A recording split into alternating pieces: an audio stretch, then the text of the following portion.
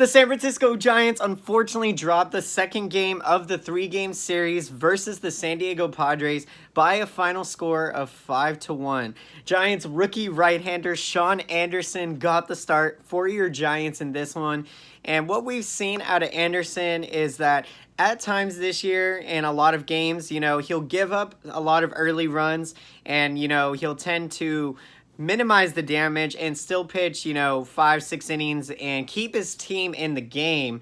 But, giving up 3-4 runs consistently, you can't always expect that you're going to be winning every one of these games. And, the Giants offense has definitely picked up Anderson in a lot of these starts. But in this one, the Padres pitching, you got to give credit to them. They shut the Giants down in this one. More specifically, Cal Quantrill, a 24-year-old right-hander, pitched for the Padres. He went 5 1/3 innings in this outing, giving up 3 hits. He allowed 1 run to the Giants. And the Giants had this guy, guys, on the ropes in the 4th inning in the game. He was cruising through those first 3 innings, and, starting out that 4th inning, his command was off. He wasn't close to the strike zone, and basically he had set up a free rally for the Giants, and, they were in a scenario where they had bases loaded with 2 out, and unfortunately, I think it was Kevin Pillar, but, they weren't able to come through in that 4th inning, and, that was a pretty pivotal spot in the game at that time, because I believe they were trailing by a couple runs or so. And so, that was the story of this game, guys. But what I want to get into is the positives that we can take from this game.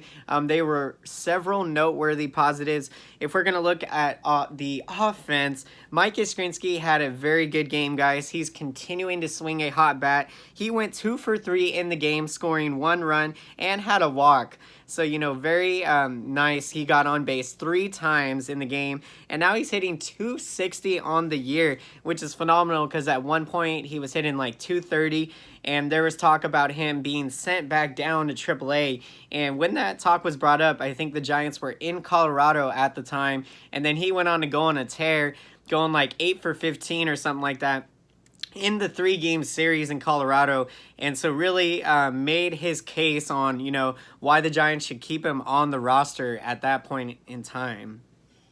Another positive to take, guys, Stephen Vogt, I believe in Stephen Vogt, I believe in Stephen Vogt. He had a great game, guys. He got on base 3 times as well. He went 1 for 2 and had 2 walks in the game. He's now hitting 276, and what a pickup Stephen Vogt has been. Definitely by far as much as we liked Nick Hundley and his time with the Giants.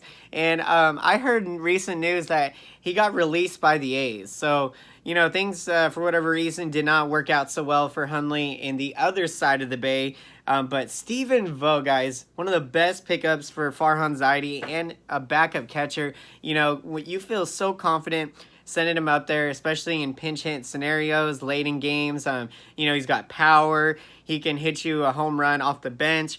So there's many things that Stephen Vogt can do, provides good versatility. We've even seen him play the outfield this year. And so, that goes back to Farhan's preference. He wants his players to be versatile, and, that helps everyone around them because, you're able to give guys days off. And not only that, but you're able to still put a very competitive team out there on the field that is still going to give you a good chance to win. Another positive, guys, Austin Slater. Sorry. He had a pinch hit appearance. He went 1 for 1, got a hit in his appearance. Now hitting 255 on the season. And so, guys, we are going to get into the scoring of how the game played out. So to start things out, in the bottom of the 4th inning, guys, Will Myers got the Padres on the board thanks to an RBI double, making it 1-0 at that point. And then in the bottom of the 5th inning, guys, with Shaun Anderson pitching to Fernando Tatis Jr., what happened was he threw a fastball, and it was high in the zone, not necessarily too close inside, but nevertheless, head high, and Tatis completely spun to the ground. And, whenever you knock a big league hitter down, you kind of intensify that big league hitter's focus, as if, they didn't need any more focus. And so what we see often a lot of times, and with a rookie in Shaun Anderson, should not be surprised with the outcome of what happened, but preceding the knockdown from Anderson to Tatis Jr., Fernando Tatis Jr. proceeds to hit a 2-run home run to deep center field off Anderson. And, that's usually what happens. A guy gets knocked down, you intensify his intensity, he's going to get you and go deep, most likely. And that was what happened. So that made the game 3-0 at that point. And with all the comebacks that the Giants offense has shown, I felt confident even at that point in the game. I'm like 3-0. I mean, we've done it numerous times this year. And in the 6th inning, it looked like that was going to be the exact case as the Giants were getting a rally going, and Pablo Sandoval knocked an RBI single, guys. The Kung Fu Panda. He knocked an RBI single, and we had, I think, 2 on with 1 out, but from that point forward, we weren't able to get any more runs across the board, and so that opportunity went by. And in the bottom of the 6th inning, the Padres would continue to add to their lead on a Greg Garcia 2-run single, and that made the score 5-1 at that point, which wound up being the final score.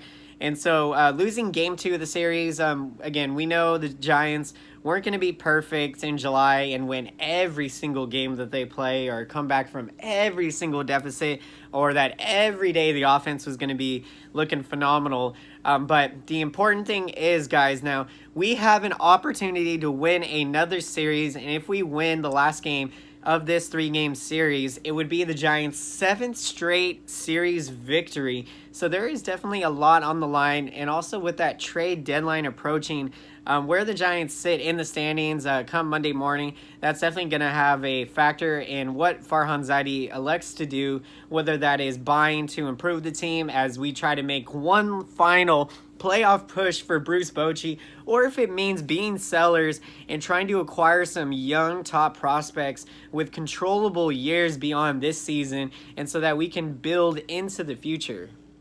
So, guys, wanted to get into the bullpen stats of the game. So, earlier I failed to mention Shaun Anderson's pitching line. So, we're going to get right into that, guys. He went 5 innings in the outing. And like I said, he labored in this one. There was a lot of traffic on the base pass. He gave up 7 hits, 4 earned runs, only 2 walks. So, that's not bad. And he had 7 strikeouts. So, that's very encouraging. The stuff is there, the strikeout stuff. And he did give up a home run in the game, and now has a 5.06 ERA on the year. Trevor Gott followed him up, guys. He went an inning, gave up a hit and a walk and 1 run in his outing, now with a 3.89 ERA on the year. And then Drew Pomeranz, guys, he came in and had another great performance. So what we've seen out of Drew Pomeranz since he's moved from the starting rotation to the bullpen, Pomeranz has been absolutely clutch, and he has been used in high leverage situations. And so that's what I look for Bruce Bochy to continue to do. And, the fastball velocity is up there. Very nice. I think 94, 95, 96. And with command with Pomeranz, making sure, he's on the right pitching plane. As early in the year, his pitching delivery, he was going slanted off a little bit, and that led to an ERA of like 6 or 7 in the beginning of the year, but he's been whittling it down, guys. So goes an inning, gives up 1 hit, 1 walk, does not allow a run, now with a 5.75 ERA. And another phenomenal story to get into is Sam Coonrod, guys. Another impressive outing. Coonrod has been an amazing addition, a young, hard thrower, able to hit 100 miles an hour on that radar gun. So he goes an inning, does not allow a hit, gives up 1 walk and gets 1 strikeout, does not allow a run. Now in a limited amount of playing time, though, 1.29 ERA. So phenomenal. The bullpen still did a pretty good job, only giving up 1 run in today's game.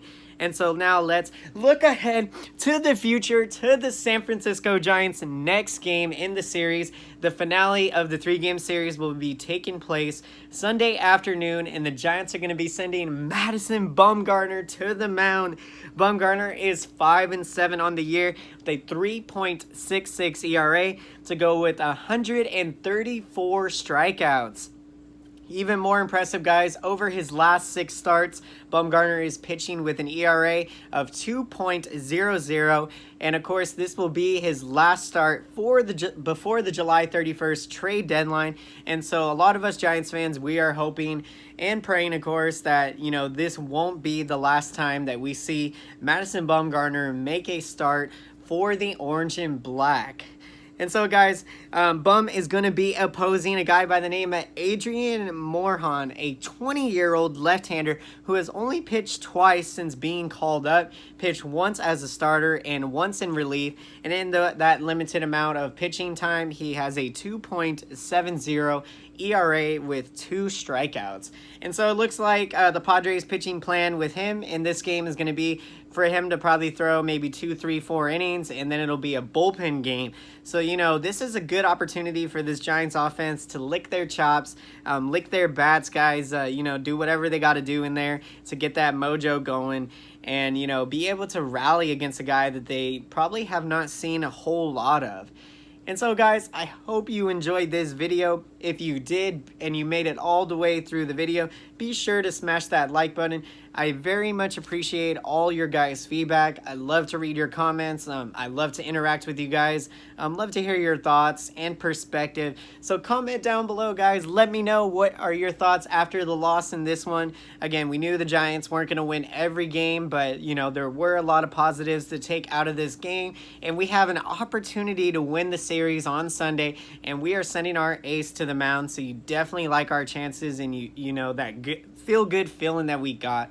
Also, guys, I want to hear what you have to say about the July 31st trade deadline. We are only days away now before this deadline. Will Madison Bumgarner get traded, or will a Will Smith get traded, our closer, or a Sam Dyson, Tony Watson? These are all things to take into consideration, so I'd love to hear your guys' thoughts. And until next time, I will see you again. Thank you so much for watching, and have a great day.